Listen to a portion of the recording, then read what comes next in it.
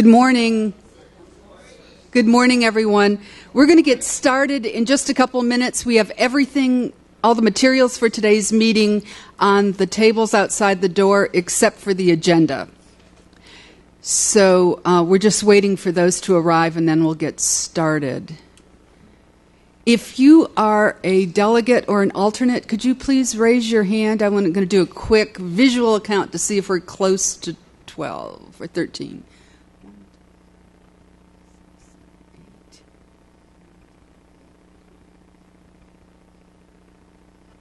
We're pretty close, actually. I'm counting 12. So even though we don't have the agenda, are there any objections to starting with some of the preliminary information? I want to respect your time. I'm not seeing any objections. So let me just kick the meeting off by introducing myself and those of us that are here at the front. My name is Debbie Skopczynski. I am president of the Atlanta Planning Advisory Board. I'm joined at the front table by, at the far right, my far right, Ann Phillips, who is our finance secretary, Eunice Glover, who is our second vice president. On my left, she just walked away, Melissa Moore, who is our recording secretary, and Jim Martin, parliamentarian. Also joining us, and he is now collecting the agendas, will be Daniel Vasquez, who is from the planning department. As you all know, APAB is an official city board and a representative body of the 25 NPUs, with each NPU having a single vote. Each NPU chair must formally notify the Office of Zoning and Development and APAB of their official delegate and alternate, and only these delegates and alternates may vote. If you've been selected or elected a delegate and your name was not on the sign-in sheet, it means that your NPU chair did not make that notification. If you believe that there's an error, please see Daniel or myself, and we will do the confirmation to make sure that you get on the list. So that we can keep to our 2-hour time frame, I'll be recognizing only delegates and alternates to speak throughout much of the meeting. Others may ask questions following each presentation today. And during public comment at the end of the meeting, if you wish to speak, please come to the podium and please identify yourself by name and NPU. Comments made from the floor will not be picked up by Channel 26, so we need to be pretty structured. That's kind of the problem with this room. Please keep all your comments germane to the topic, being addressed and respectful of everyone in the room. I'll be watching the time and may need to cut off discussion so that we can get through our entire agenda, since it's important, including the public comment before Channel 26 cuts us off automatically at noon. Finally, I want to apologize for having to leave last month's meeting so abruptly and thank Eric Toomer for chairing the remainder of the meeting without skipping a beat, and also to Melissa Moore for a thorough minutes. It was like I was here, so thank you. Thank you. We're going to start with the roll call to see if we've got a quorum, formally have a quorum. If you hear your name, please say loudly that you are here. Brinkley Dickerson. Here.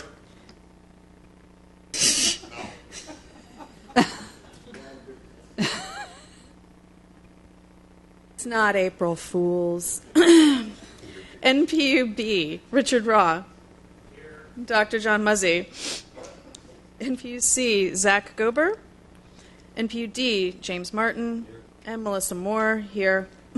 NPUE, Elizabeth Ward. Sean Green. NPUF, Debbie Skopczynski. NPUG, Ola Reynolds. Here. Sonia Hodges. NPUH, Barbara Hubbard. Here. Lena Reed Morrow. NPUI, Eunice Glover. Here. Jennifer Freeman. NPUJ, Benjamin Dickerson. Al Bartel. NPUK, Lita Harmon. Junelle Thomas. Present. Yes, ma'am. NPUL, Courtney Waring. NPUM, Michelle Schreiner. Rashid Muhammad. NPUN, Amy Stout. NPU O, Carl Holt, Marcus Owens. NPU P, Rasheen Hunter. NPU Q, Eric Toomer. Oh, on his way? Okay. And David Gadici Smith. NPU R, Antonita Robinson. Donovan Dodds. NPU S, Chris Brown. Danielle Burrows. NPU T, Terry Ross. Here. Khan Mai Wan. NPU V, Columbus Ward Jr. Stephanie Flowers. NPU W, Philippe Pellerin. Jack Grundler. NPU X, Michael Hopkins. Ruben Burney. NPU Y, Chris McCord. Gloria Hawkins. And NPU Z, Ann Phillips. And Sharita Grant. Did anybody come in while I was rattling off? Great. 1, 2, 3, 4, 5, 6, 7, 8, 9. We have 10 present. We do not have quorum. Oh. Mr. Dobbs? Yes. Great. That would make 11. We still do not have quorum, but we have more. Progress is. Eric Toomer should be here in a few minutes. While we wait for a quorum to assemble, I'm going to move to presentations, and I'd like to start with the Atlanta Community Engagement Playbook. Great. Thanks for being here this morning. Good morning. Thank you.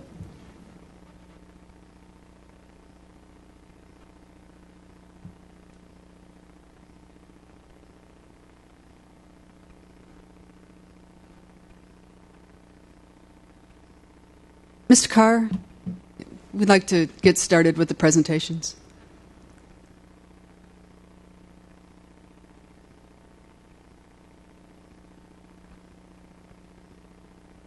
You can go ahead. Okay, I'm sorry. I was thinking there may be a PowerPoint that would be able to come up. My apologies. So good morning. I thank you for your time this morning. My name is Patrice Barlow. I am the Community Relations Director for SAUCE, Saving Our Sons and Sisters International. This is our Executive Director, Charlie Barlow, as well. We were very much a part of the process for development of the Atlanta Community Playbook. And I understand that this is not the first presentation to the group for this. And so I do want to acknowledge the fact that there may be some prior knowledge about the Atlanta Community Playbook. And I'm really here today to kind of provide some updates as well as a few requests that we would love to possibly have this adopted as a possible toolbox option, making sure that the resources that have been developed in this toolkit is available to all of our MPUs across the city of Atlanta. So I just wanted to start off by kind of sharing just a little bit of the mission of our Atlanta Community Playbook. It was developed with 81 resident input. And so we wanted to really stress that because this playbook was not generated by a third-party entity trying to come in and really predetermine the goals. This toolbox, this toolkit was really developed with considerable resident input as well as input from the service providers across the city of Atlanta. And our focus is to make sure that with this MPU integration, that we can really provide technical assistance and training to our MPUs, especially some of the train-the-trainer models. We are also really in the beginning stages of solidifying some resources that would be able to allow us to have not only an annual training for all of the MPU chairs, but we also would like to provide a train-the-trainer model for other residents that would like to gain knowledge about the playbook as well as implement it in their communities. I know we're having a little technical assistance, or difficulties rather, with the PowerPoint, so I appreciate you bearing with me. I did want to kind of show a few of the images within the playbook, and I have here an example of the brochure, which I know you're familiar with, and we really utilize this to just spark the engagement. And so we want to make sure that that within all of these options within this toolkit that we are explaining how you can really make this successful. We have 3 case studies that have utilized this playbook, and they've had great success with bringing in engagement from the community, input from the residents, and successes in the projects that they've had. One of those case studies was SuCorp, which was an entity that utilized this community playbook to engage residents and service providers to better support the nonprofits in the area. We know that Atlanta is saturated with resources and nonprofit agencies that are designed to help our communities, but a lot of times they don't know how to engage with those communities, and they don't necessarily know which priorities to lead their work. And so the SuCorp has great success with being able to engage residents as well as build the capacity of some of our local nonprofits. Another example was the Lawton resurfacing project. That street stretched across 3 specific communities, and they indeed used this playbook to convene all 3 communities and to really get their input as to how they want the design and the implementation of that restructuring to happen. That was a very successful project, largely due because they were able to use some of the tools and the strategies in this playbook to make sure that the community was involved. Lastly was the case study about the Department of Public Works. And so there were a lot of discrepancies with how the communication process was rolled out to residents. And so they adopted this playbook and put into place several of the strategies. And now they have improved communication. They're actually have notable recognition for being able to communicate impactful events to residents. So we're encouraged that those are 3 strong case studies that have shown that through the integration of the residents' input, the ability to streamline it in such a unique fashion where I know all 25 MPUs, they have different needs, they have different requirements, and this toolkit does a great job of laying out the process so each individual neighborhood planning unit can determine where they would like to start their engagement. I will lead the opportunity for our executive director to also add a few things. I fear I may have left off some things without my PowerPoint, and I apologize, but I do want to just close out with a few requests after he speaks. Good morning. My name is Chuck Barlow, Jr. I am the executive director of SASI, Saving Our Sons and Sisters International. I'm also a member of the Climate Action Leadership Corps, as well as the United Nations Regional Center of Greater Atlanta, which is located in the Serve, Learn, Sustain Center at Georgia Tech. We recently met with 2 junior design teams at Georgia Tech to continue this work on the playbook. One of the recommendations was that we needed a web application so that we can integrate that in part of the smart city goals that the city of Atlanta has as well. So the team is going to be working on this project another semester, and we should be launching that phase of the project in 2020. Hi, I'm Terry Rawson, PUT. I also was on the design team for the Atlanta Community Engagement Playbook between the years of 2015 and 2017. And just to give APAB a little back history on it, the playbook was actually introduced in January of 2017. It was designed under the Kassim Reed administration. The Mayor's Office of Innovation and Performance were the lead on the design team, as well as on the Atlanta Housing Authority, Georgia Tech's Public Participatory Laboratories group, as well as the West Side Future Fund. And then the 81 residents were also incorporated into the design team as well to finalize the design and the structure of the book itself. But the ask today of APAB will be for APAB to adopt the playbook into the toolbox of each individual NPU as a resource for them. Also included in the playbook is memorandums of understanding, as well as resources for contacting city departments and things like that. And like Patrice stated, every NPU is different and separate and operates differently and has different processes. But the framework that's created by this playbook will allow every NPU in the city to incorporate it in order to improve their community engagement. And then again, Patrice also stated Public Works actually incorporated it, and that was when Richard Mendoza was director of Department of Public Works, and they incorporated into it and saw immediate improvements in their engagement with the community. One of the things that we saw when we collected the data to create this playbook is when we went to the various city departments and interviewed them, did oral interviews with them, that they really, really were intent on improving community engagement. They just didn't know how to. And so that was part of the reason for designing this playbook, to show them how to engage the community members, and also show community members how to engage these city departments and these service providers. And so it was a great kumbaya moment when it was introduced, and then the funding ran out. And you know what happens with the funding? It gets put to file 13 and it's on to the next initiative. And so we just felt like this is a good time to reintroduce this playbook to many of the members of APAB who are familiar with it and those who are not, because, you know, we know that leadership rotates year to year and things can change and people move, and could some read who. Yes, and we did bring copies for everyone. And the other, we brought copies of the book for everyone, and then the other thing that Patrice did not mention is there is actual training for the leadership of each individual NPU that comes with this playbook as well, at no cost to the NPUs. Thank you.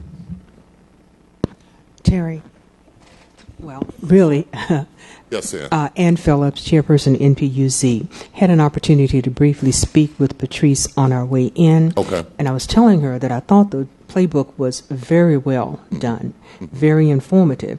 However, since its inception, nothing else has happened with it. Right. And reading it, and I think I have about 2 or 3 copies of it, and I passed them out, of course, at the NPU, but it's not an interactive kind of situation where you get to a point where you can say, okay, well, let me call them and ask them, how do I do this, or that Right. kind of thing. And she did mention that, of course, the funding had run out. I suggest, however, that if you're able to do this and get funding for it if necessary, on the website for the playbook, it would be great if you attached samples of memorandums of understanding for each aspect of the playbook. Attach successes that NPUs have, those that have already had successes with organization. Sure. Put some of those samples. That would help the NPUs a lot while you're waiting to get funding to expand this. Okay, I see what you're saying. But especially things like memorandums of understanding, because all of our NPUs have to deal with the LRB applications, the zoning applications, Right. and there are, of course, conditions that both of those boards will allow. Right. But most NPUs don't really know what those conditions are. You're right. That's the kind of information we'd love to see on that website. Okay, and that's I'm glad you mentioned that, Ann, because when the playbook itself was designed, of course, the NPUs were in consideration, but it was not directly for the NPUs. It was just to improve community engagement between the residents of the city of Atlanta and the city departments and service providers from the city of Atlanta. And so it was understood that this is a living, breathing document which will continue to grow and progress. But then once the funding ran out, everything fell apart, because I mean the 81 residents all had jobs and have bills to pay and things like that, so it's quite difficult to do this volunteer work in addition to the other volunteer work we're doing. So funding is attempted to be secured right now so that we can include the training, and it should be tailored for the NPUs, which can easily be done, I think. So thank you, Ann. Wanted to close just by saying that Atlanta is a true treasure. That's wise now. And we know that. Yes, I will not belabor us with the slides, but I do just want to bring our attention to just our culminating request. And again, we would love to be able to support the MPUs in making sure that the residents' perspectives, point of view, and the value that they have for their committed communities is really represented. And as our cities change, not just Atlanta, but all of our metropolitan cities, as they change, there's a need to strengthen the capacity that our residents have as well as our communities. And I am very confident that the Atlanta Community Playbook can do that. We've worked with several different entities that have been able to really understand what they need. And at the top of that list, it's always engagement. It's always community representation. It's always making sure that they have the true input of the residents. And so I'm very encouraged to know that we will achieve the funding that we need to make sure all 25 MPUs have access and support, so that it's not just a piece of paper that's being passed down, but it's actually the technical assistance they need to make improvements and see successes in their communities. Thank you. I just have one quick question. I know that the focus is on individual NPUs, but is there any value in having multiple NPUs attend? Absolutely. Around a single topic? Yes. For example, how to be more effective around opposing LRB applications. That was the example that Ann mentioned. Absolutely. And I think that this playbook would help to synergize the work and the priorities of multiple MPUs. How do we go about arranging for that kind of training? That would be a Terry Ross question. And I know we're 3 people representing a team. There are a plethora of people that were part of this development. And so we will make sure that we identify those trainers, and we'll make contact with you all as well as the MPU chairs so that we understand next steps. But I do know this summer we're planning a full kickoff of training. So we'll hear more about that coming soon. Thank you. There's also a call to action. If you could, these are some of the fellows that participated in the playbook, and we just want to thank you all for giving us this opportunity to present to you today. Thank you. Thank you. Thank you. Mr. Carr, you have a question. I do. My question is, any acronym or initials that are used, I would appreciate the sayer would explain what they are, because there's a number of people watching on television that I would assume may not know what they are, including me. Thank you. License Review Board is what LRB stands for. Great. Thank you. Ms. Thomas. Good morning. Dranelle Thomas. I have no new information except for you to go to the city's website to look at the agendas and the minutes of the meeting. I'm sorry. I think we're not at reports at this point. So are you referring to something else? No, you said LRB. So. No, I was referring to the use of the playbook to address LRB issues. I see. Thank you. But thank you for your comments. Thank you. So we'll just when you get to that point on the agenda, we have no additional report. I'll just skip you. Thank you. Are there any other questions, comments regarding the playbook? If not, thank you all for being here this morning. That was very informative. We have one other presentation, and that is from regarding the tree ordinance enforcement. I'd like to introduce Stephanie Coffin.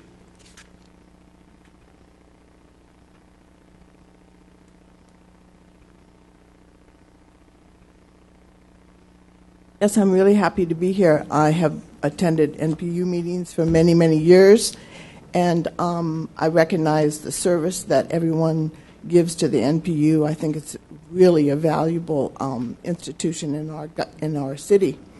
I do have some leaflets here, and I think I got most of these out to people, but if I did not, I'll leave them up here and you can come get them. Also, do you have these leaflets?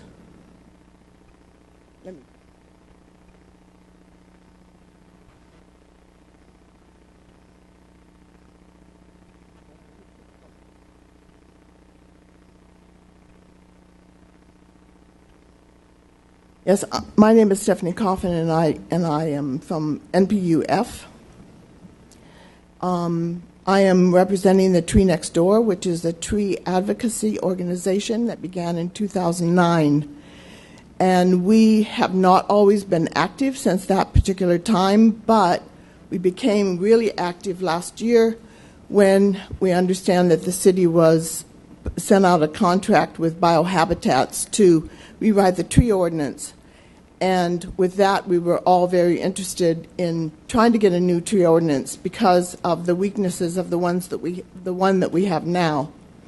The other reason why we became active is because of the incredible development in the city, which is not only impacting the Northeast where I live, but is beginning to impact the entire city and having an incredible impact on trees. So we became very active in this issue, as well as other people in the city too. It was a time for tree activists to come to the fore. And one of the first things that we started talking about was the lack of transparency in the tree ordinance rewrite process. And we raised that as a question not only among the NPUs, but also with city government, with Tim Keene, and with also David Zaparanik. So, the tree ordinance was supposed to be written, the first draft was supposed to come out in March, and so now we have it's delayed until September, and our position is that we need one right now because we've got to do something in terms of getting the trees safe because of development. This is before I talk about our leaflet and the issues that we raise, I would like to point out to people that, there's a lot of, just flack about trees in terms of native and non-native and whether they should be in all sections of the city and that kind of thing. But there are three things to remember about trees that are so important for our city. One is that they cool the city. And we know with the coming heat, with climate change, that we are going to need all the trees in our city that we can get. The other thing is that they clean the city. We have our air pollution is mostly from cars, and we need all the trees along the streets, along the highways, and in the yards, in the forests, to clean our city from pollution. We have asthma, a lot of people, high incidence of asthma among our children and among other people in the city, and there's a direct relationship to canopy and shade and asthma. So trees are really important in that way. So in all sections of the city, we need to have a focus on saving trees. And the third thing I want to point out to you just generally, and that is the relationship of trees to water. I don't know if you got caught in that downpour yesterday, but I did. And it was massive, explosive, and all of a sudden we had water everywhere. And trees are the main absorbent of water. Not only deciduous trees, that is trees where the leaves fall down every year, but also evergreen trees. So for those three reasons, whenever people talk about trees, remember that they're important for cooling, for cleaning, and for water. And when we lose our trees, we lose those capabilities to keep our city livable and our water drinkable. Now, what we decided to do in the Tree Next Door is to focus in on the areas that the current law was not enforcing. And we really do believe that this process of getting a new tree ordinance is not going to be quick, and it might take as much as 2 years. And we have the memory of working on a tree ordinance that was presented in committee in 2014, which had one committee hearing and then it disappeared. So we have a long memory of activism, and we know that it's going to take probably a long process to get this new tree ordinance passed. Our current tree ordinance has very low recompense for builders to pay, and it is very loose in terms of regulations. So there is going to be a lot of opposition that's already showing up among developers to keep the status quo. So we are very much in favor of a new tree ordinance. If you turn to the back of our leaflet, it will have 6 aspects of the law, which we think, the current law, which is not being enforced. And these are not nitpicky things. We didn't go through the law and say, oh, you're not enforcing this, you're not enforcing that. These are crucial things which have impact right now and have impact on the trees in terms of the trees coming down and not being protected. So the first one is, and we tie them to the law, Section 158-106, and you can go on the website and look at the law and look for yourself. But basically, the Arborist Division is not enforcing a pre-construction conference. And that conference is a conference with the developer and the arborist to make sure that all the tree fencing is up and the developer understands all the rules before the grading begins. The second issue is metal tree fencing. I'm sure that you're familiar with the orange tree fencing around trees. Well, I'm sure also you're familiar with the tree fencing that's draped and coming down all the time. So the current tree ordinance states that the arborist can require metal tree fencing if the orange tree fencing continues to come down on construction sites. And the arborists have been very, very reluctant to enforce that because, it's a much tougher rule. So we are asking the arborists to enforce that. That also is in the law, Section 158-34C. The third thing is quarterly reports. In 2007, 2008, this city changed its software to a software called Acela, and that software is being used in the building department and also in the arborist department. Unfortunately, that is an informational database. It is not a database that can compile figures. So before this time, quarterly reports were being prepared and distributed in the arborist department and made public about how many trees were coming down, if trees were coming down because of parking lots or building or they're dead, dying, and hazardous. So we had the scientific knowledge that we knew what was going on in each quadrant of the city in terms of tree loss. In 2007, 2008, as Acela came into establishment, the city, the arborist department, stopped compiling quarterly reports, even though it was in the law. So at that time, everything stopped in terms of our record keeping. So this is shocking to some people and not shocking to others, but the fact is we are a city in a forest, and we need a scientific basis of what's happening with our trees, and we don't have it. Stephanie, can I ask you to wrap up? Okay.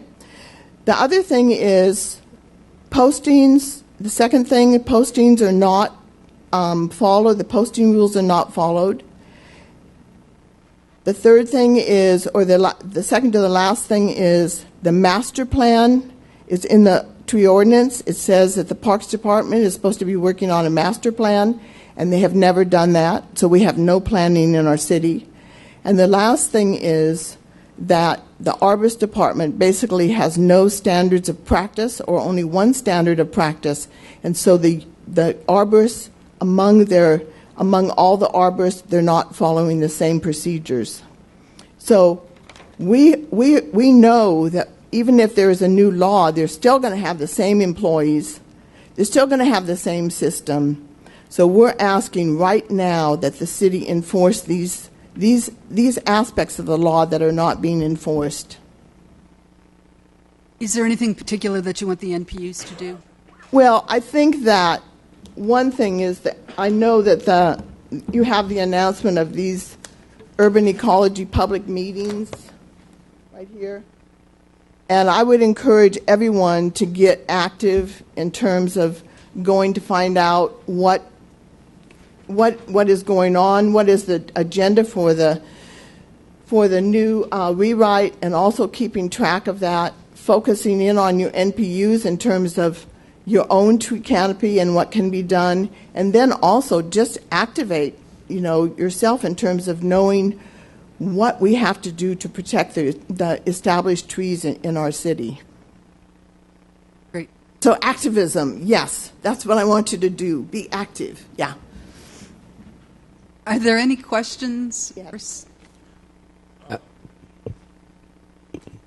Hypothetically, if you were to take a helicopter and rise up over the city and look at the borders of the city, what you would find is that on the borders of the city and county, that there is a lot of tree cutting by other municipalities and counties that border the city of Atlanta.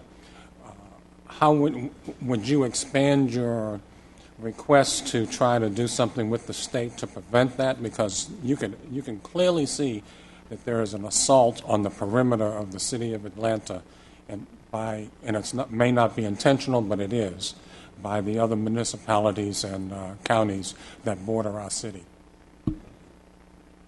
About the only thing I can say is, number one, the city of Atlanta is plenty big enough for me and our organization, and I have worked in NPUF in terms of helping people deal with trees. But the fact is, right now, all the suburban areas, or most of the suburban areas around this city, have tree activism and are writing tree laws and are trying to protect the trees.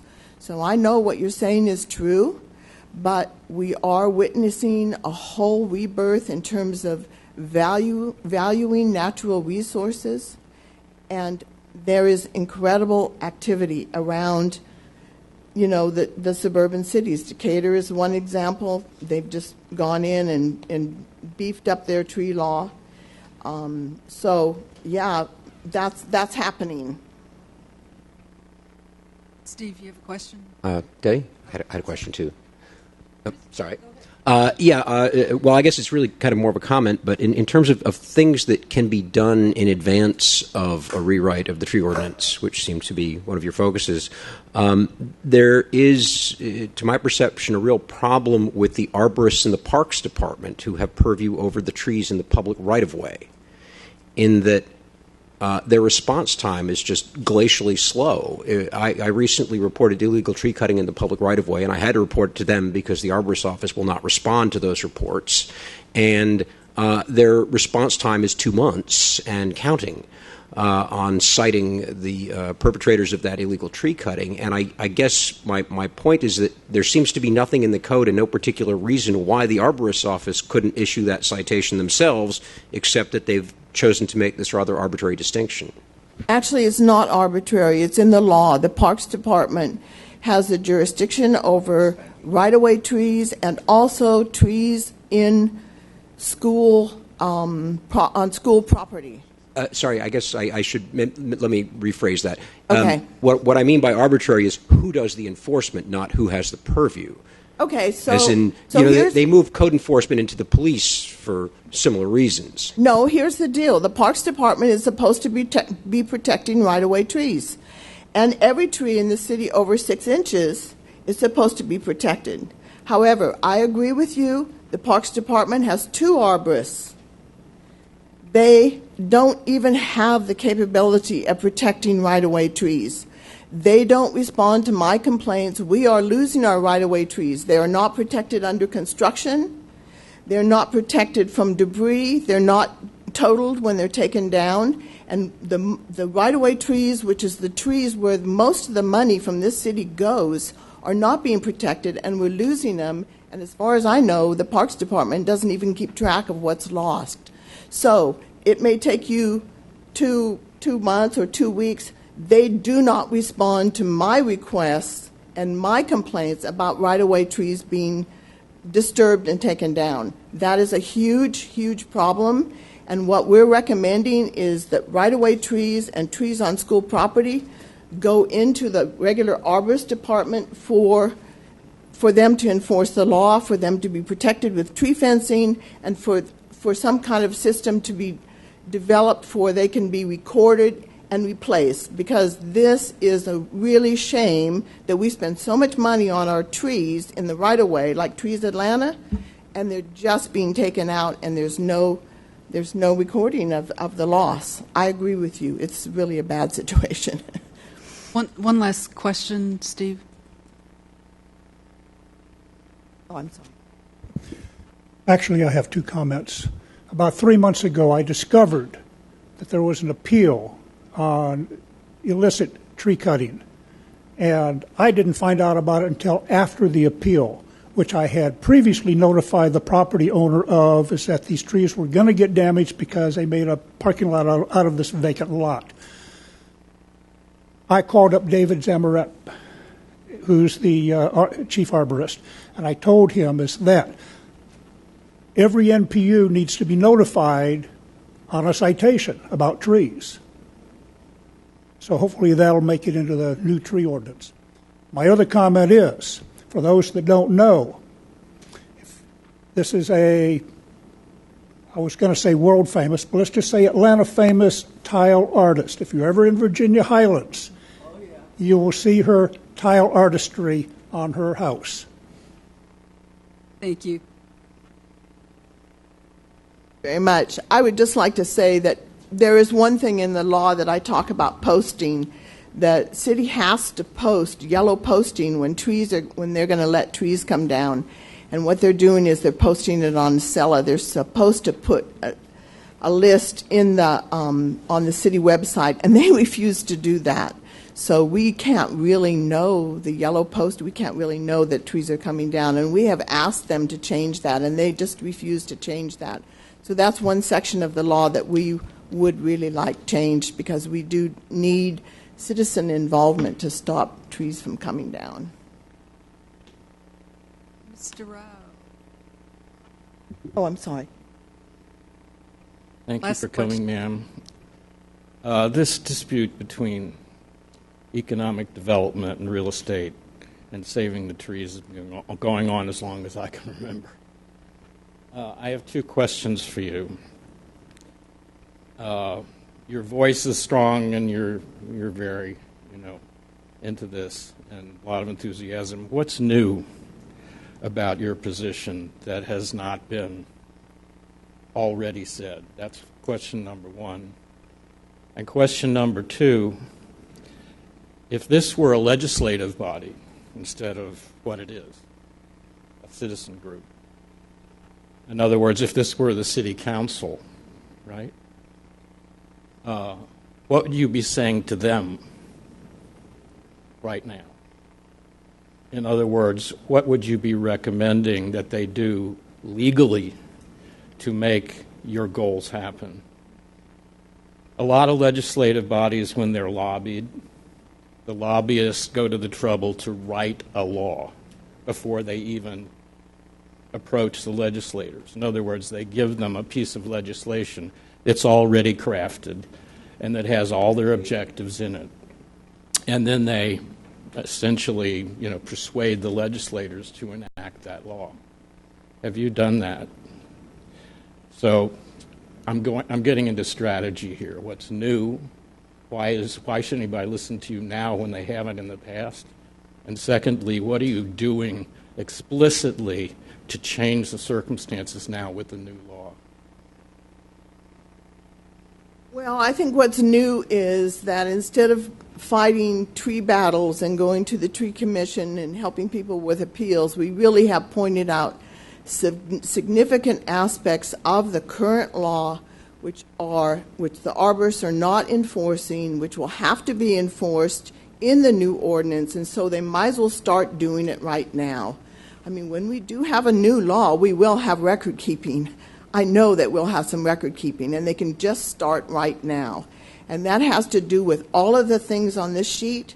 They can implement all of the ideas and the laws on this sheet right now.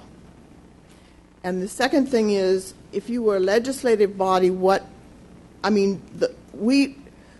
we don't write the law. Citizen activists write the law. All we're going to do is have an input into the law. And so basically what we're doing is we are taking a look at the current law, the 214 law, which was never passed, and adding some ideas and getting ready to contribute to the rewrite process so we can make sure that we get a strong law in this city. Great. Thank you. My final comment is, Mr. Ross, I think this is a good example for the playbook.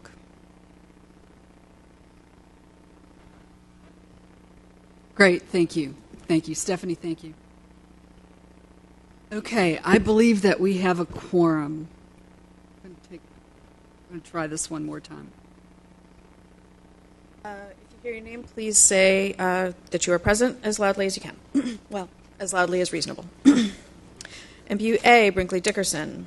MPU B, Richard Raw. Dr. John Muzzy. MPU C, Zach Gober. MPU D, Jim Martin. Here.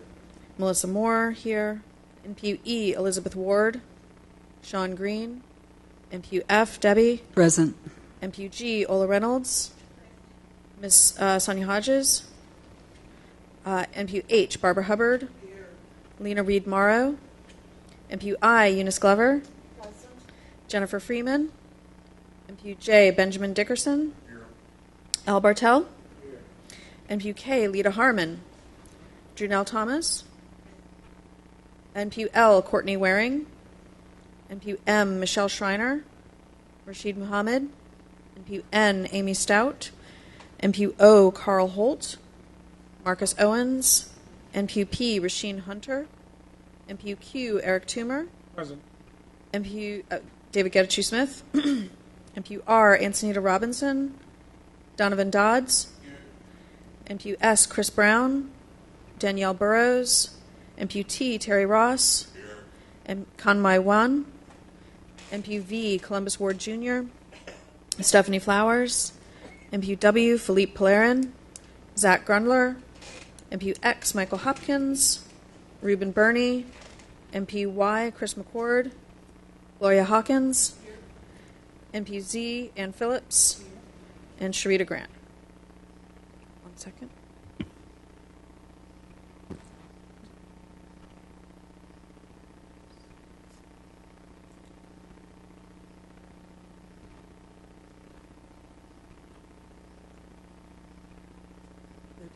We have a quorum. Okay. Yes. We're going to go back to the top of our agenda. This is now a formality since we're halfway through it. But Motion to adopt the agenda? Agenda? Yes. Is there a second?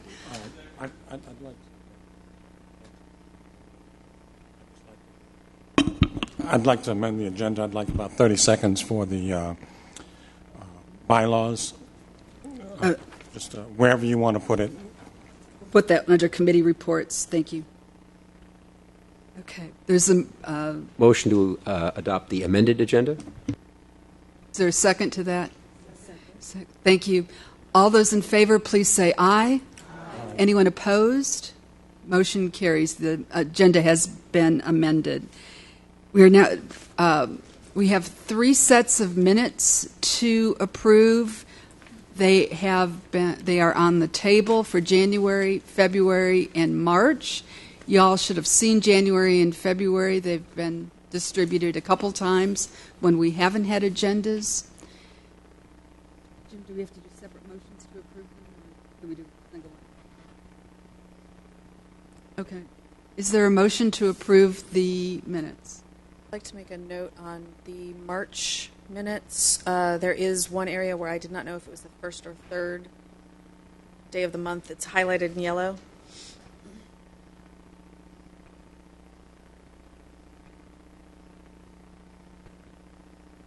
Barbara Hubbard.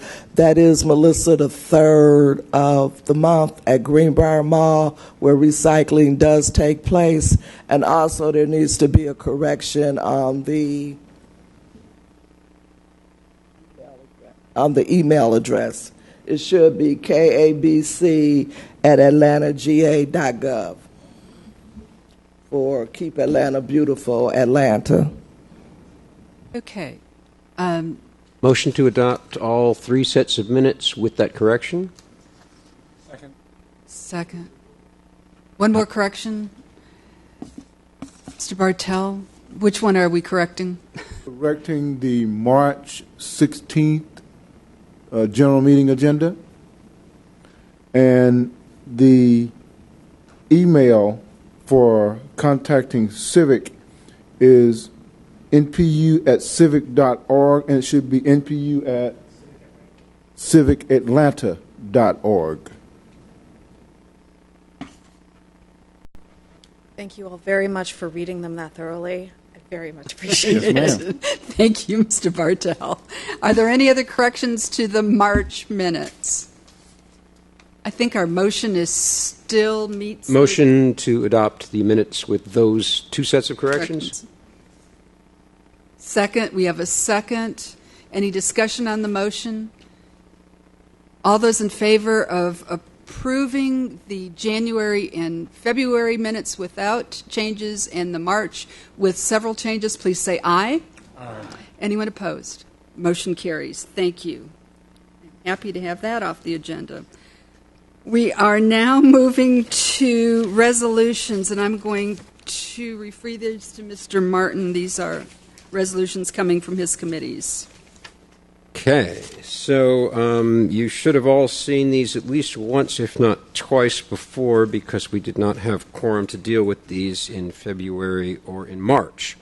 So in the order in which they are shown, the first resolution is calling on the Planning Department to provide the neighborhood planning units with boilerplate language for zoning conditions requiring that affordable housing units be included in new residential developments. You should have a copy with the last sentence in red on it. That was an amendment to the originally distributed resolution in response to a comment by one of our planners, John McKinley, which was that he thought that legislation might be required rather than simply an action on the part of the Planning Department.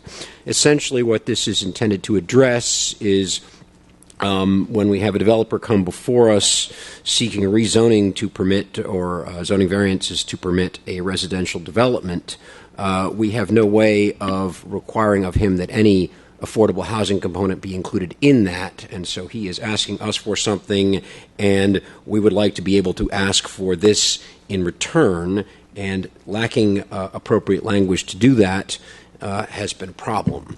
So with that, are there any questions?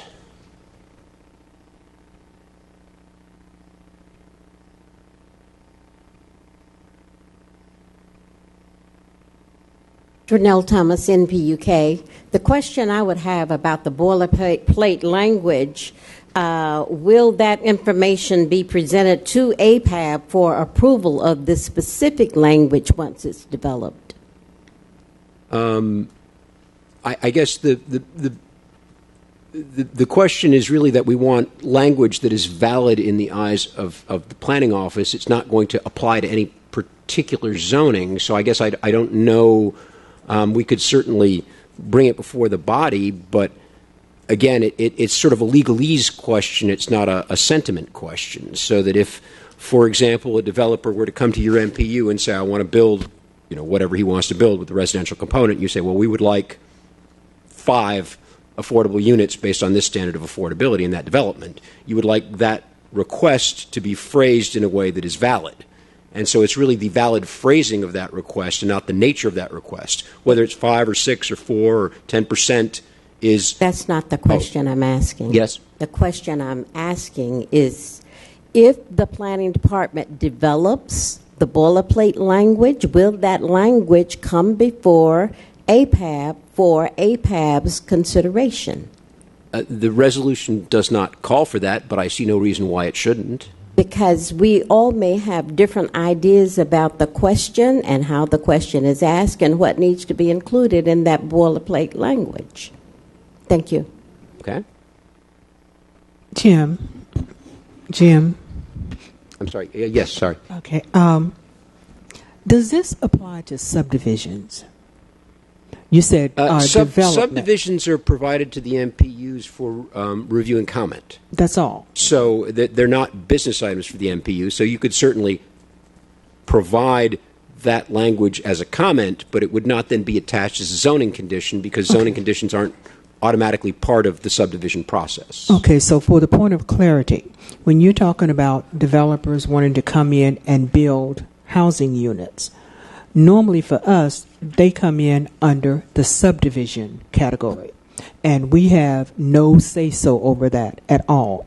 So I'm trying to get clarity as to will this in any way apply to the subdivisions, because essentially that's the way the city handles these new residential developments.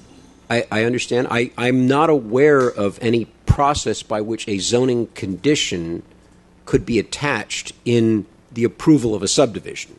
In the approval of a zoning variance or a rezoning, it's common to attach a condition. So whether there is something that could be done with a subdivision, I don't know, but it certainly is not addressed one way or the other by this resolution. So, I mean, the resolution is silent on that question. There. Yeah, Jim.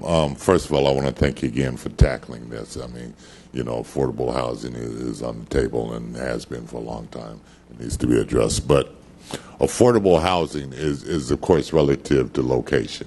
You know, 80% of AMI is considered affordable housing in some neighborhoods, and in other neighborhoods, it's not even in the ballpark.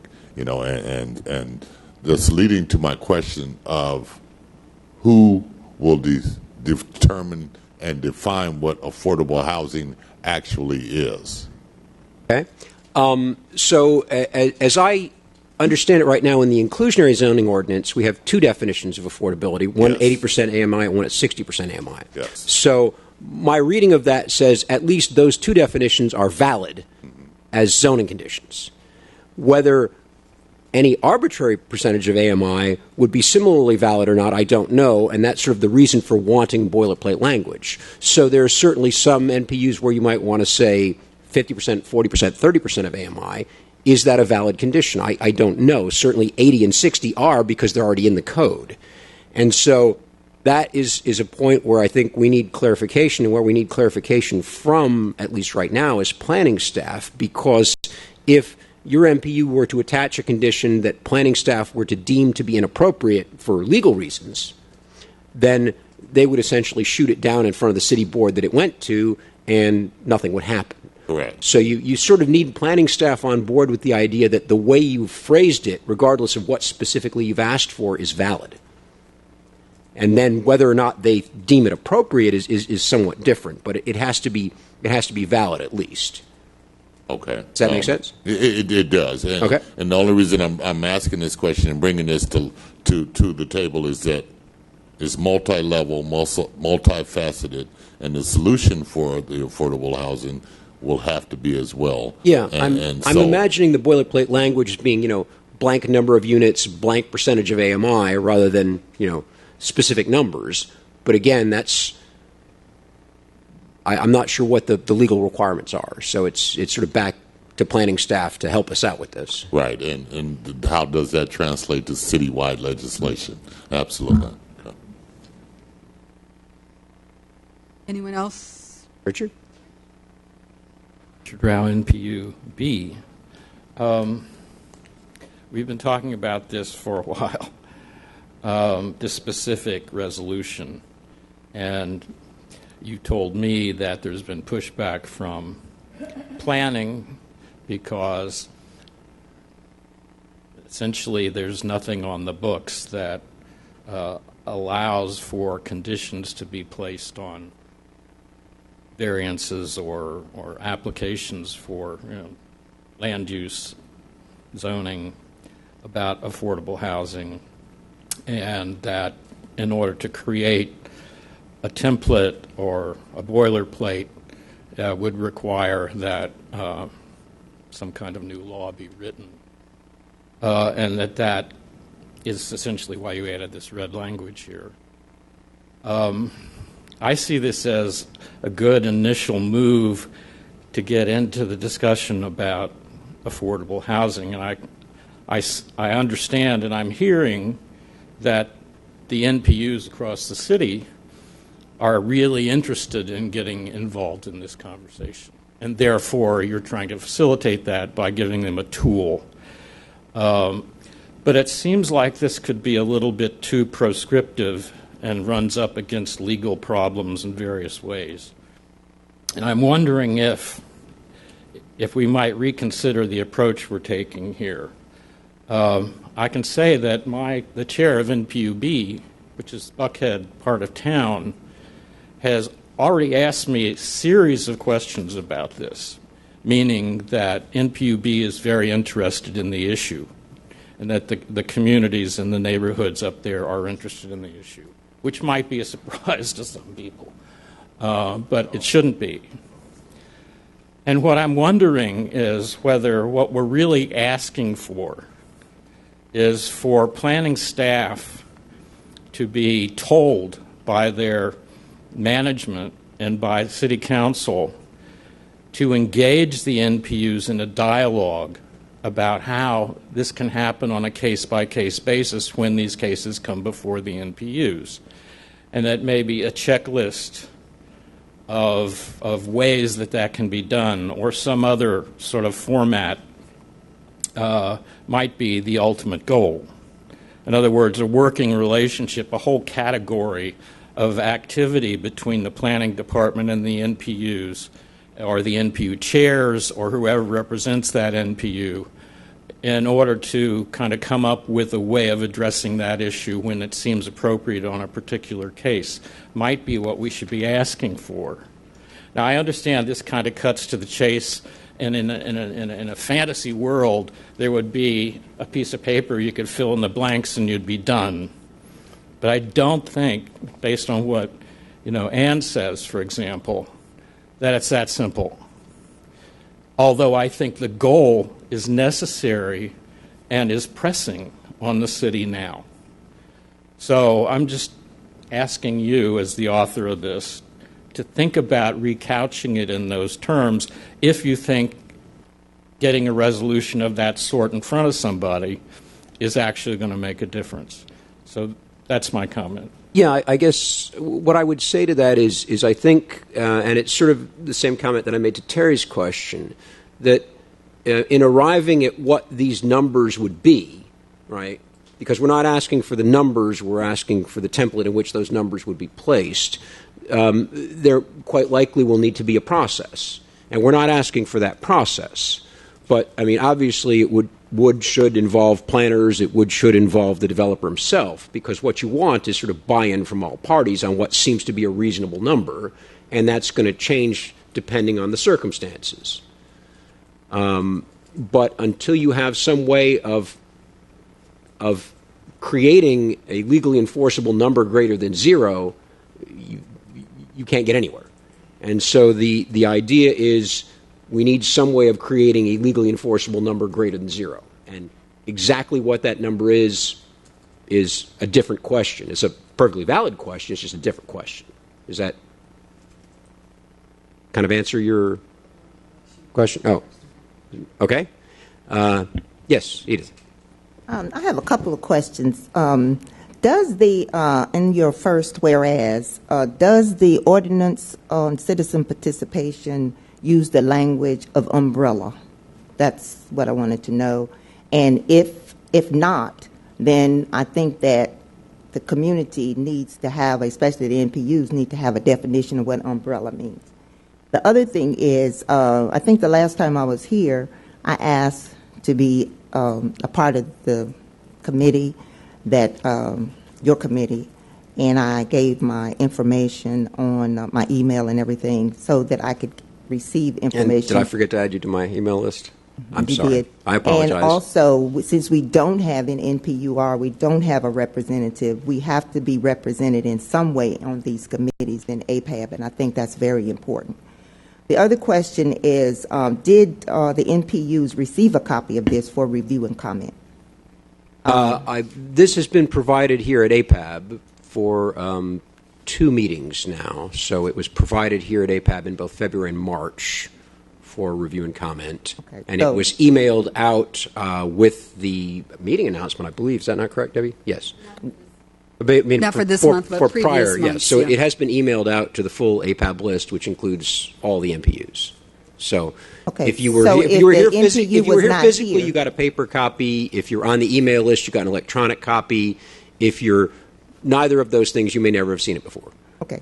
So that means that they get copies when they come here, but if they don't come, they don't get copies. Is that what I'm to understand? No, I'm sorry. It's who's the they in your question. If you're on the email list, which means that if you're a chair, a delegate, or an alternate for an MPU, you should have received it electronically in an email. Okay. If you're physically at this meeting, regardless of who you are, you should have received a paper copy. Okay. If you are neither a chair, a delegate, or an alternate, nor have you been at any of the meetings this year, then no, you would not have received either a physical or an electronic copy. That clarifies that. Okay. Okay, the other question is there an intent to have the organizations that have been involved in trying to advocate for more affordable housing, are they receiving copies of this for their comment and involvement? And there are a number of them from Right. what I No, understand. I participated in the was it House ATL task force and discussed this matter, but I had not circulated this specific resolution with that group. But I No. would like to make that as a recommendation, and also their comments on it, especially on the 60 to 80% AMS. I think they would have some comments that may be pertinent and important for us to hear. And then the last question is, where does this go from here? Okay, so let's see. The first question about the first whereas, the answer to that question is that particular whereas has been in every resolution I've ever drafted because Jim Schneider insisted that it be there as a sort of an opening statement. So I didn't write it. Right. I'm just asking the question: right. Is it in the legislation for? It has been in every resolution that this body has passed for at least the last year, if not longer. Okay. Let me clarify that. I Yeah, want to and know I, if I it's. don't know the answer to Okay, the all right. to the use of the word umbrella. Okay. But that's the origin of that particular whereas. Okay. As far as where things go from here, we would communicate this to the planning department. We would wait to hear back from them, and we can communicate it to anyone else that we want. And that's sort of an important distinction because any resolution that's passed by this body is then the property of this body. So if you think there's anyone in the world who should know this, once we have endorsed this, by all means, hand it to them. Well, my only issue would be the legal department. I think that before we endorsed it, we need to know if we are standing on legal grounds. And that was another recommendation I was going to make. Yeah, I mean, I think that in forwarding it to planning, we would probably assume that they would run it by legal, but what we want is legally enforceable conditions. So, I mean, I don't think we want somebody in the planning department to offer a casual opinion on this. We want, an opinion backed up by fact and law. So if they have questions about the legal aspects of things, they would consult the law department. That's why we added the last sentence, which is in red on your copy. Are there other questions? Mr. Toomer had a question. Yes. Based on the comments that Mr. Rao had stated, is it something that NPUB would like to take this document and enhance it to what you were suggesting, if that is what he's suggesting, would that be something that would be acceptable to you, Jim? I mean, I'm happy to take it there and Well, see what people have to say again, there's about two it. parts to that. Would Jim be acceptable to that, and then bringing it back for a later discussion? Well, I mean, I didn't hear anything in Richard's comments that called for a modification of this, although I heard some things in his comments that might have called for an additional resolution.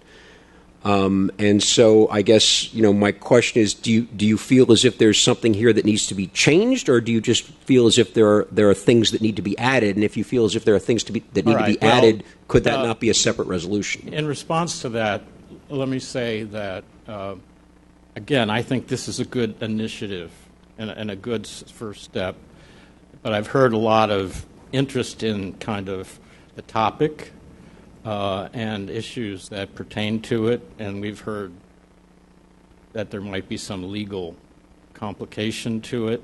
I think in the end, what we want is a tool that actually is going to stand and not just be, and also we want a resolution that's going to go through and actually get looked at.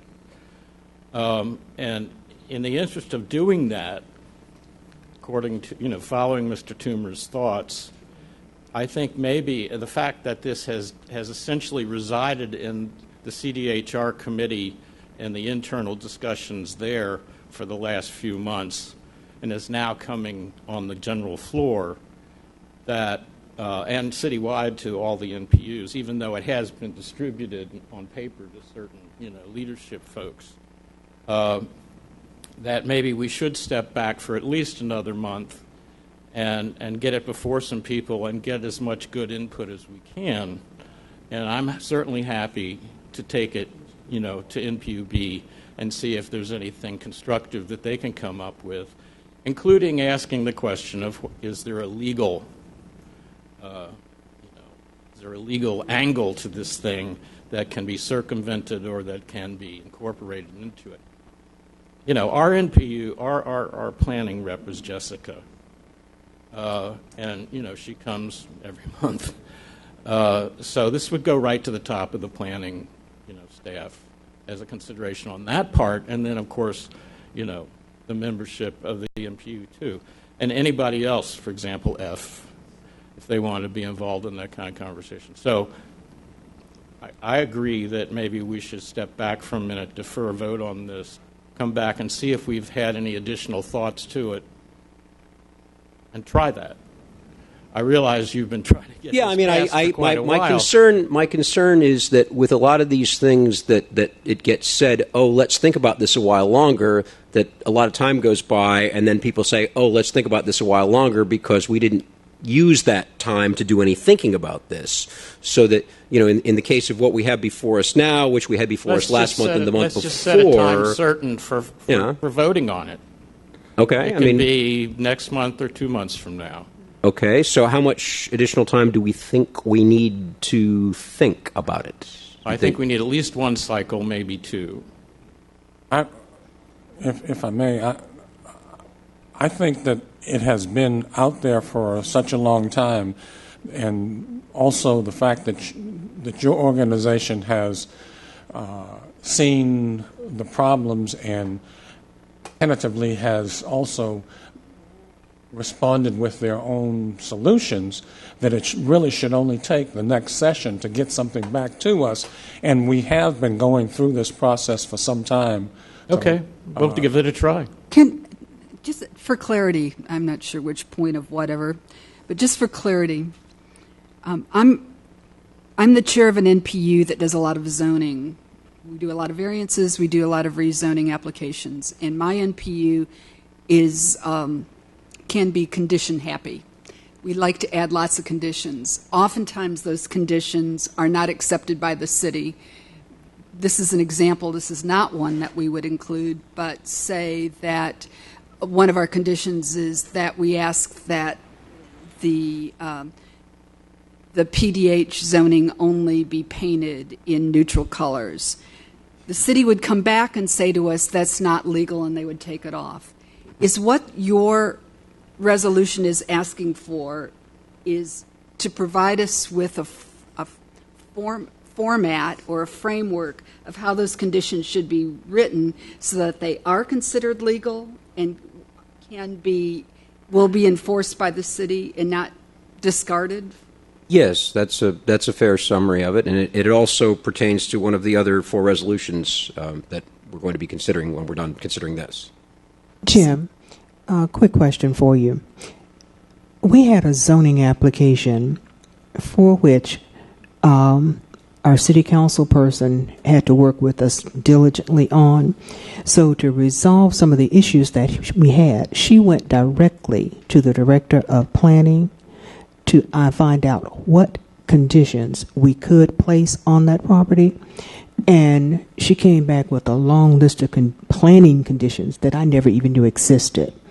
So I guess in keeping with what Debbie is saying, perhaps rather than going over this again and again, perhaps maybe we need to ask planning to give to you a listing of the conditions that they already have, for developments, and maybe take out of those conditions the ones that we feel are applicable to this, so that by next month's meeting we'll be able to vote on this. I'm not aware of any zoning conditions requiring affordable housing. They have some. I don't know about whether they have them for this, but I was really shocked when she brought me a list of conditions that came from planning, and we had to attach those conditions to that particular application, which worked out well for us. So you have this list? I have the list for that particular situation, which led me to believe that planning does have legal conditions already on paper that we may need to get a copy of and then go through and see which one of those are already a part of the boilerplate that we're asking for, and then add additional ones. Oh, okay. So you are saying that can you make this request to whomever you think has this information, or are you saying I should make this request to someone? We're going to ask Daniel to get it. Okay, so right now we're making this request of Daniel, and he's going to send it to me, to you. And I'm going to get it well in advance of our next meeting in a month from now. Is that what we're... Okay. Okay. Yeah. Conditions that planning already has on paper that we can use, because they do have some. With regard to affordable housing. With regards to affordable housing. I don't know whether they have any conditions on paper right now regarding affordable housing, but I know that they do have some conditions already.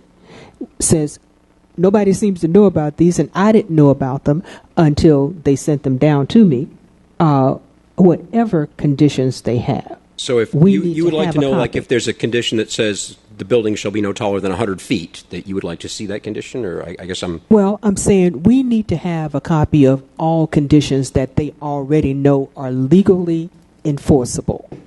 Then that will give us an opportunity. Okay. And I mean, are you confident that document is already compiled somewhere? I don't know. They may have them as separate, whatever, but I know they do have. Oh yeah, I'm just concerned that this ask may be much bigger than you realize that it is. Well, let's do it this way. If it's a large, massive situation, then don't. But if you find something where there are already written conditions regarding affordable housing, then Jim needs to have that.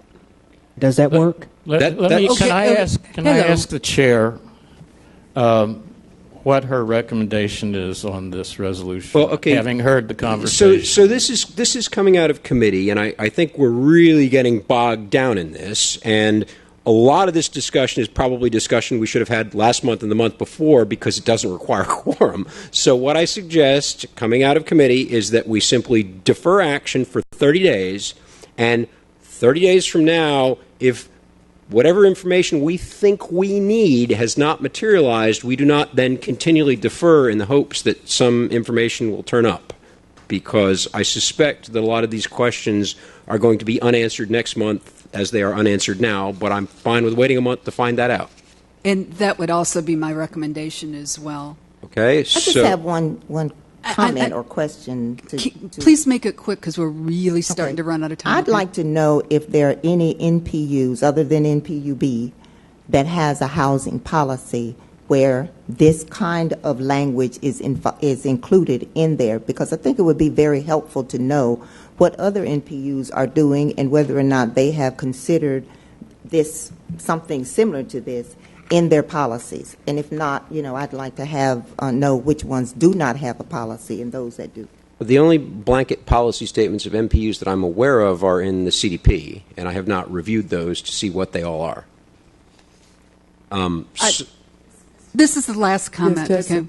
Mr. Martin, I would just recommend one thing, and I think in line with what Mr. Coomer has said, that this has been out there long enough. I think where this goes wrong, this is specifically an issue that addresses zoning and affordable units. Just strike that boilerplate portion of it, and it becomes very specific.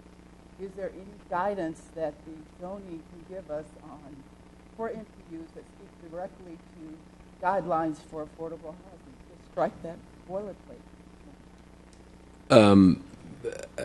I don't see that fixes anything, but if you'd like to modify the language... Well, all you're asking for, aren't you, is just give us what specifics currently exist specifically for affordable housing. Isn't that all you're asking? No, I believe what we're asking for is boilerplate language. Again, that... But when you do that, it makes it illusory. It makes it illusory. Do you know what I mean when I say that? That you're basically saying... I think it does the opposite. I think it makes it concrete. I'm going to cut off the discussion now because now we're getting into I would encourage anyone who would like to tweak the language of the resolution to attend the CDHR meeting, because this is really committee business and not board business. Okay? Right. And if we're going to be a board that acts through its committees, we need to have attendance and participation in the committees and not try and do committee business in front of the board as a whole. Thank you. May I have a motion to defer for 30 days? So moved. Okay, we need a second for that motion. I will second that. Second it. Great. All those in favor of deferring this action for 30 days so it'll be on the May agenda, please say aye. Aye. Anyone opposed to that motion? Motion carries.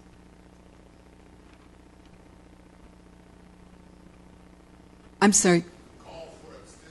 Call for abstentions. Abstentions don't actually count, but we have two. Thank you. Three abstentions. But we didn't count the other. It was a voice vote. So. Yeah, but they don't Okay. count anyway under Roberts. Okay. There are three other. All right. Resolutions. Hopefully the others won't be so painful, but we'll find out, shall we? Okay. So the next resolution in the order shown on the agenda is a resolution calling for the Planning Department to instruct applicants for administrative permits not to use certified mail for communication with MPU chairman. So backstory here, what the language in the code actually says is get a certificate of mailing, which is a receipt saying I mailed this. It is not the same thing as using certified mail, but quite often the language is mistaken by the applicants.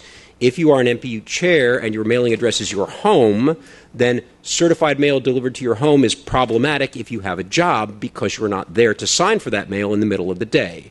So a great many administrative permit applications that I should receive, I do not receive because they are sent by certified mail, and this causes consternation also for the applicants who then get this certified mail returned to them and don't know how to proceed. So all this resolution calls for is for the planning department to instruct them not to do that, because currently they do not specifically say don't use certified mail, they just say get a certificate of mailing, and that has created confusion.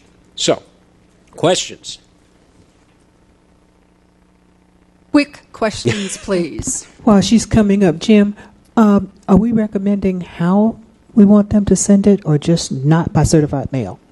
Well, what we're saying is a certificate of mailing is already required, and that's in the code. So we're not asking for the code to be modified. We're asking for the instructions to be changed so that it is clarified for the applicants. Okay? So get a certificate of mailing, do not use certified mail, as opposed to simply get a certificate of mailing. So we're not asking for them to do anything different from what they're already legally required to do. We're just asking them not to do this other thing that they quite often do. I would recommend that we add to, not take away. You can do the certified mail if they do it, but they can also do it by other means so that the person will be able to get the mail. For example, they can email them, and the post office should leave a notice that they have the certified mail in the box. So they would have two forms of mailing rather than not. Yeah, if you were to send me something by email and by certified mail, I would have received it and be able to comment on it, but you would not have satisfied the legal requirements. So it's a problem because there is code as well. Right? No, they need to meet the legal requirement if they're following what the law requires. And if you add an additional form of mailing, then it will get to the person and meet the legal requirement. I understand. If you say certified mail and email, you need to say certified mail, email, and a certificate of mailing for non-certified mail, because the certified mail will get you a returned copy of your mail if you send it to me. Thus the problem. So not certified mail is really at the heart of this, because certified mail is what has been causing difficulty for me, and I understand for other MPU chairs as well. Are there any other questions or comments? Ms. Thomas. Just to say that we need to make sure that we're not changing the law for one person. We're changing the law for a process that will work for all persons. We're not asking to change the law. that we're merely asking to clarify the law as it is currently written so as not to create a problem, because it is being misinterpreted. I'd also like to clarify that it's not a law for a problem for one person. I also receive significant numbers of SAPs, and I've had to make a deal with my mailman to deliver it to me and sign for me. Otherwise, it gets lost in the postal system for weeks, and it may never show up. So it is a problem that goes beyond one NPU. Motion to approve. Is there a second? Questions on the motions, Steve? On the motion? I just wanted to add the comment that I have posted a sign on top of one of my mailboxes, two of my mailboxes, that just says, "Leave all certifieds, I will sign," and the green card will be ready for pickup the next day. And they do. That's an option. Yeah, that works too. Okay. Okay, so we have motion, we have second. Is there discussion of the motion? Discussion on the motion. Seeing none, it's a resolution. I think we're going to need to take a roll call vote. The motion was to approve the resolution as written. Do a roll call. We could just raise hands, could we not? Yeah, we could raise hands. We could raise hands. Let's do that. That's how we've traditionally done it. I think as long as everybody knows whether they are the voting member of their MPU. Yeah. So if you're the delegate and if you're the alternate and your delegate is here, don't vote. All right. All those in favor of the motion, please raise your hand.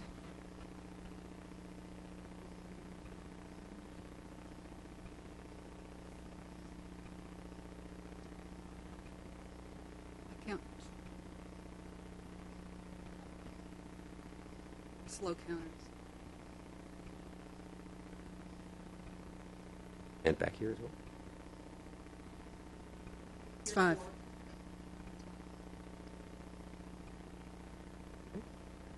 Those opposed? And any abstentions? There might be 2 opposed. Two opposed? Any abstentions? That's no abstention. So the vote is... 9-2. The motion carries, but I just wanted to have the... 9 in favor, 2 opposed, and no abstentions. The motion carries. Yes?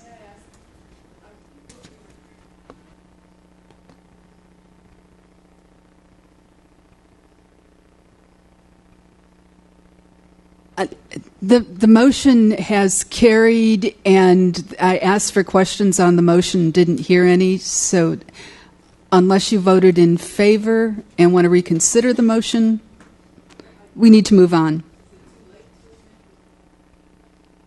Once the motion carries, that it is too late to amend unless we reconsider the motion. I'm sorry, we have Robert's rules. Terry Ross, NPUT. I voted in favor of the motion, and I would like to reconsider the motion.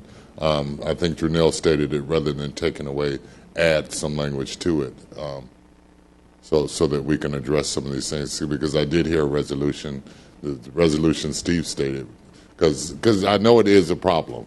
Right. You know, receiving certified mail in the middle of the day and you're not there, and you know. I get that. No discussion on a motion to reconsider. Is there a second? Second. Okay. We have to have a vote on the motion to reconsider. All those in favor, if one delegate per NPU, please raise your hand. I'm counting 1, 2, 3, 4, 5. Those opposed to reconsider, please raise your hand.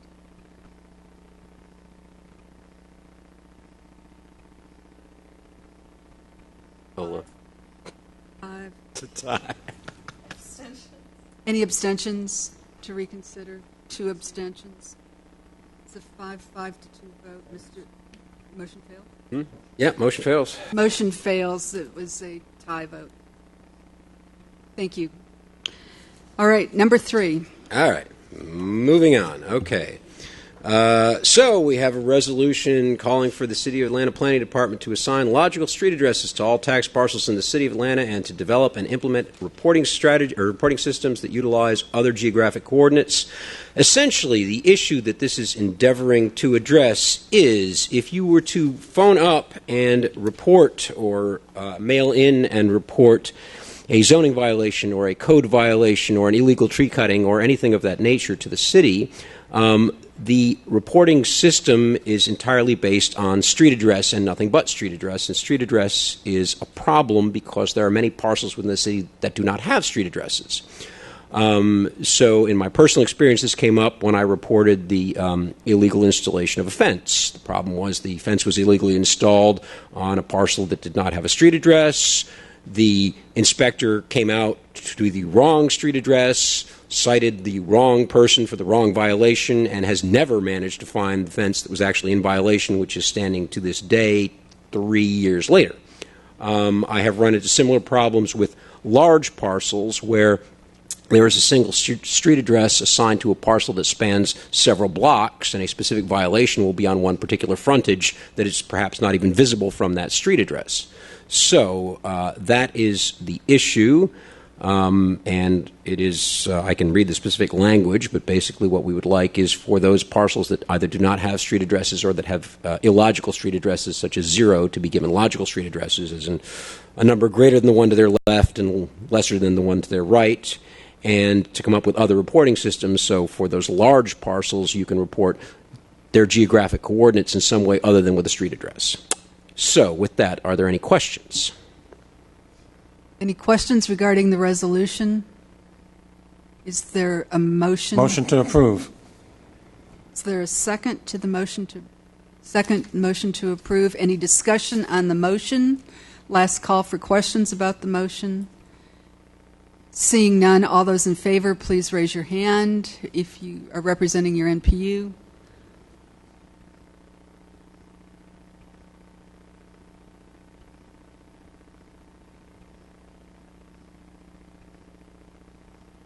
$11 in favor. All those opposed, please raise your hand. Any abstentions? The motion carries. Nope. I think there was one abstention. Okay. The motion carries by a vote of 11 to 0 to 1. And our last resolution.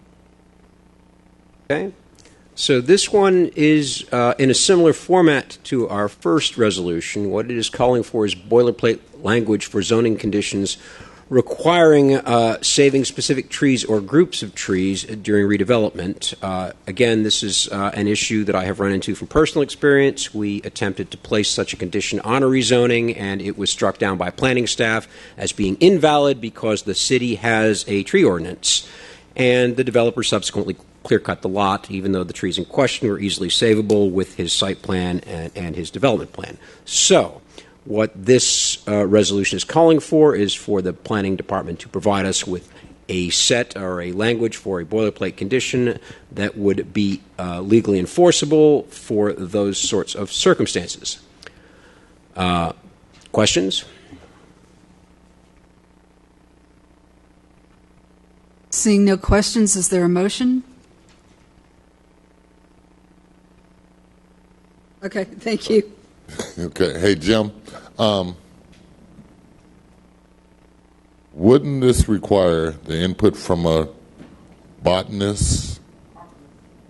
Thank you. Arborist, in order to identify which group of trees?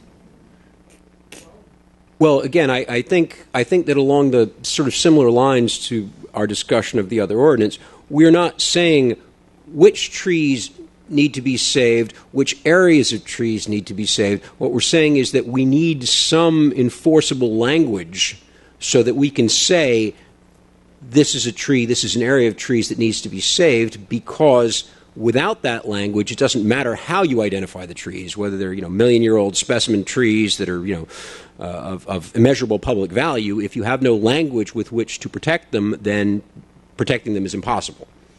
Right. So it's not, again, it's not about how many trees, what trees, where are the trees, how healthy are the trees. It's about how do you phrase the language that creates the condition that calls for them to be saved. Yeah. And Jim, did you know that Stephanie Coffin was coming this morning? I did not know. Okay. Because basically... I mean, I've had some conversations with some folks who are working on sort of revisions to the tree ordinance and whatnot. Okay. But again, I think that there are a lot of issues that we have in this city with trees and the saving of trees, and this really is just one of them, which is that if you have a developer come before your MPU and propose a development on a site that has trees and you want to save those trees, you have no way of doing it. You are given their site plan and you are saying, endorse it, don't endorse it. You can be site plan specific if you endorse it, but that nothing in there stops them from clear-cutting the lot for their development. And quite often developers will do exactly that because it is ironically incentivized under our current ordinance. If you look, for example, at the maximum recompense in the current ordinance, that which I think we addressed in a prior resolution on tree issues, but that if you have a heavily forested lot, that the total recompense that you have to pay for cutting on that lot is capped, and every tree that you cut beyond that cap, you cut for free. And if that timber has value, then you're in the lumber business because you're incentivized to cut it. Mm-hmm. So this goes beyond what Stephanie was requesting in asking that the current ordinances on the books be enforced. Yes, this is not about enforcing the tree ordinance, which I understand which that. is inadequately enforced. This is not about rewriting the tree ordinance, which is going to be rewritten at some point, hopefully. What this is about is attaching a condition that has been problematic for attaching to zoning applications. Similar to our discussion with regard to affordable housing a few minutes ago, except this condition is with regard to the saving of trees. Okay. Yeah, I think you just confused me there, Jim. Oh, sorry. Okay.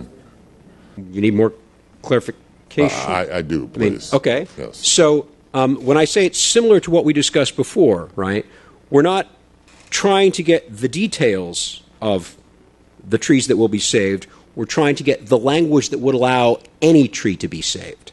In much the same way that with regard to affordable housing, we weren't looking for the details of affordable housing. We were trying to get the language that would allow us to require any affordable housing. So perhaps we only want to say one tree. We need to have some way of identifying that tree and calling for that tree to be saved in a zoning condition. So that when a developer comes to us and asks for permission, approval to build whatever it is he wants to build, that we can attach that condition and have it be enforced. Is that helps some. That helps some. I'm still troubled by the vagueness, though, and that's just a comment. Okay. Point of order, Madam Chair. Yes, sir. I would like to, if it's appropriate, invoke the ruling that only delegates and alternates are able to take the mic at this point in lieu of the time that we're running on. So if you're not a delegate, again, I'd like to invoke that ruling. Okay, I thought we had been following it. Ms. Drunell is an alternate. Don't call me Miss Drunell. Just call me Drunell or Miss Thomas. I'm sorry. That was a slip of the tongue, and I Miss apologize. Kathy. I'll take that one, too. Okay. Ms. Thomas Thank you. an alternate to her NPU. Okay.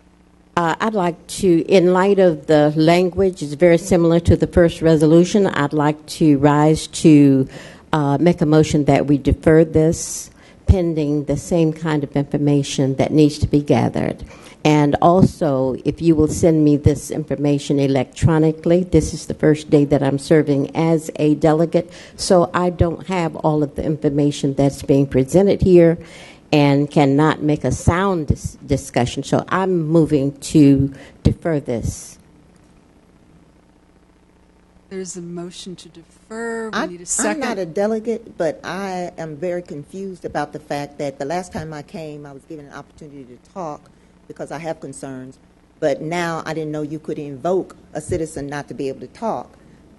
Are you all having a citizen opportunity to talk at some point, or is this exclusively only for... Yes, ma'am. Okay. It is, I guess this is a parliamentary question. So, basically, because we're a deliberative body and we have voting members, the point was being made that when we are deliberating on business matters, that the people speaking to the business matters should be voting members because we need to do business. And so there is public comment on the. Isn't there public comment on the? There always has been public comment. Yeah, there's always public comment on the bottom. Oh, it's on the backside. Sorry. Yes, there is public comment on the agenda. And so that is a time for public comment. And I think generally we've been pretty lax about permitting public comment, but we've been running really slowly at this meeting, as you may have noticed. And I believe that was why Eric made the motion that he made. Ms. Thomas made a motion to defer. Was there a second to that motion? Second. Okay. Any discussion on the motion or the resolution? Seeing none, all those in favor of deferring the application for this resolution for 30 days so that we can get the same kind of information from the planning department around their acceptable? I guess I'm a little bit concerned with what it is that we're waiting to get, because I see us coming back 30 days from now and being exactly where we are today. Madam Chair, would you add appropriate department instead of planning department? Because we heard discussions about the arborist and those that are involved in enforcing the rules for cutting trees. I'll ask the secretary to make that change. Okay.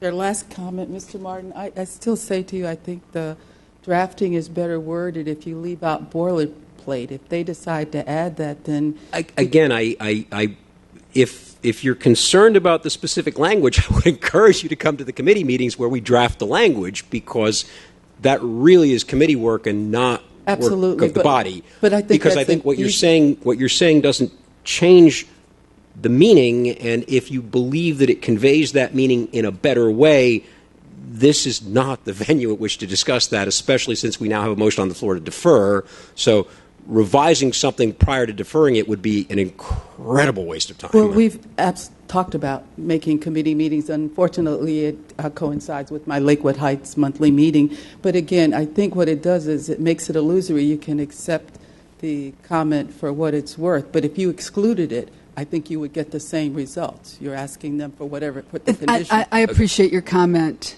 Okay. But we do have a motion on the floor to defer. Is there any other comments on the motion itself? Seeing none, all those in favor, please raise your hand. Raise your hand, please.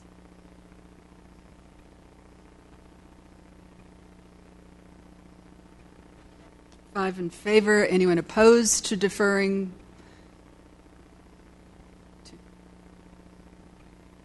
Three opposed. Any abstentions?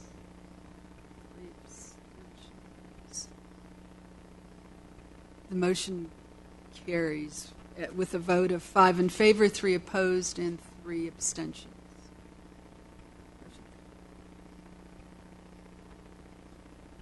I'm sorry. You have to raise your hand high, otherwise we don't. Were you an abstention, ma'am? Ma'am? Hello? Who was raising your hand back there? Abstention? Okay, thank you. So the vote of 5 to 3 to 3 still stands. Motion carries. Okay, is there anyone here that wants to provide a board or task force report? Does anyone have any questions regarding Invest Atlanta that Mr. Bozarth can? All right, committee reports. Jim, do you have any additional reporting? No, I mean, we met on the 8th of April. We will meet again on the 13th of May. That is both the CDHR and the Zoning and Land Use Committees. We meet at Chin Chin Restaurant, 1715 Howell Mill Road in the Kroger Plaza. If you can't make the meetings, by all means, feel free to communicate with me by email also. We discussed 2 resolutions at our last meeting, which I believe I sent out in email. So if you are on my email list, you received them. They are not before us here today because we seem to have a pretty hefty backlog of resolutions to deal with first, but we will have them for informational purposes next month, I hope. And that's all. Great, thank you. Mr. Ross, do you have a committee and council report? I do, and I'll keep it succinct. Thank you. Terry Ross, MPUT, Committee on Council met at 9 a.m. this morning. We covered several items that have been carried over from last month's agenda. There is one motion from this committee to the board, motion to place the Atlanta Community Engagement Playbook into the toolbox of each NPU with free training for leadership as well. That's the motion. Thank you. Is there a second to that motion? Second? Did I hear a second? Okay. I have a question with regard to the motion. Okay. When you Please use state your question. when you use the word toolbox of each NPU, what are you specifically referring to? That's a great question, Jim. The definition of the toolbox is basically the bin that holds the resources for each NPU. And so whether it's memorandums of understanding, templates of agendas, whatever the resource is for that NPU, the Atlanta Community Engagement Playbook will go into that. So are we then calling for the playbook to be communicated to the chair of each and every MPU, and for that chair then to place it in an appropriate place? Is that for a copy to actually be given to the chair, and the chair being alerted that training along with the playbook is also available as well. A lot of the playbook itself is self-explanatory. Some may choose for additional training, some may not, but to make it available to each NPU is basically. Okay. Following right along Jim's vein of thought, we cannot ask the NPU to, or we can ask them, but we cannot actually get them to do our bidding in terms of a procedure. So basically, I think if you would amend that to providing each NPU the manual so that they can do what's appropriate at their NPU would be a better way of wording that. Call it a senior moment, Eric. I thought that's what I said. Ben, I'm the senior. No. Okay. Great. I think. Thank you for the clarification, Mr. Bartell. Do you have a comment? Madam Chair, Al Bartell, Chairman, NPUJ. Currently, the Atlanta Planning and Advisory Board do not have an administrative structure in place or a process in place to grant the chairman's request to make this available, to provide or ensure that the structure of an NPU gets that communication, receives that communication, and moves on the three requests, which is to communicate in such a way that training is made available, that participants understand what's going on, and that they participate with what they currently understand. The APAB structure does not currently have a structure in place to deliver on the chairman's request. So I'm not sure what the committee's comment on that is, but I would like to hear it. Good question. Good point. Madam Chair, and I guess the parliamentarian or our bylaws chairperson can correct me on this, but is it not stated in our bylaws that we cannot vote on a motion from committee firsthand, that it has to be submitted to the executive committee to be voted on at the previous meeting, but it says that it has to be submitted to the executive committee for review before it's actually voted on by the body? I believe my understanding of the rule is that that would be true for resolutions, but not for motions. So this is a little different than a resolution. Correct. You are absolutely correct on resolutions. Correct. We wanted the executive committee to review those first. Okay, which is why we came out of committee with the motion rather than preparing a resolution. But you direct us. We'll follow your lead. May I make a recommendation that as part of your motion you include that the Committee on Council will come up with a strategy for getting that information, on how to get that information to the NPU chairs and ensuring that they've got that information available. Okay. You can use it. as part of the motion, you As mean? part of the motion, yeah. Strategy to actually get How to get it done. those yeah. resources to the NPUs, okay. Aside from APAB, the APAB convening, yeah. I guess I'm slightly confused. It's another senior moment. Is it not? Those are mine, Eric, not yours. Is it not the process that we currently are invoking, that we bring it forward to this body, and that is the dissemination? We are disseminating the idea, the material presently, and if your NPU is not present, then you don't get it. And also we have the conveyance of email to also disseminate, where we could actually process an email to the NPU chairs and state whatever it is we would like to state. So I'm kind of confused. I think there is a process in place, but maybe not a formal process, Mr. Bartell, and that's what you're looking for, something more formal. Is that what it is? Or am I confused? You're not confused. I'm actually looking for something more practical, which this Atlanta Planning and Advisory Board does not have. It would be highly useful for the chairman and the committee to take on the recommendation of Madam President that the committee provides those steps, those strategies, and those benchmarks. Mr. Ross. Yes, sir. Now, you mentioned earlier, and I think Patrice mentioned earlier, that there's going to be training. Point of order, playbook. Madam Chair. We are out of time. I would suggest that we vote to extend the meeting to whatever your choice may be. A motion to extend the meeting by 15 minutes. 15 minutes. Second. Second. All those in favor of extending the meeting by 15 minutes, please raise your hand. I don't either.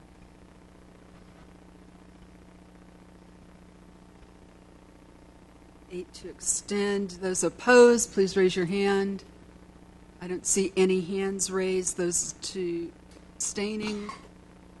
Motion carries by a vote to 8 to 0 to 0. We'll extend the meeting till 12:15. Thank you for your report. My question was, would it not be better to wait until you get definitive information as to when the training is going to start, and then put in force your motion for disseminating information, and so that the chairs and the alternates and delegates are ready, and you don't send out another bunch of it, because we all got those booklets and we did nothing with them.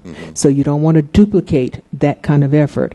But if you're proposing that an education for use of the booklet is going to occur, it might be better to hold off on your motion until we've gotten a definite date and a location, and then disseminate the information so when they come, they're ready to ask questions. Absolutely not, and I'll tell you why, because that is the antithesis of community engagement.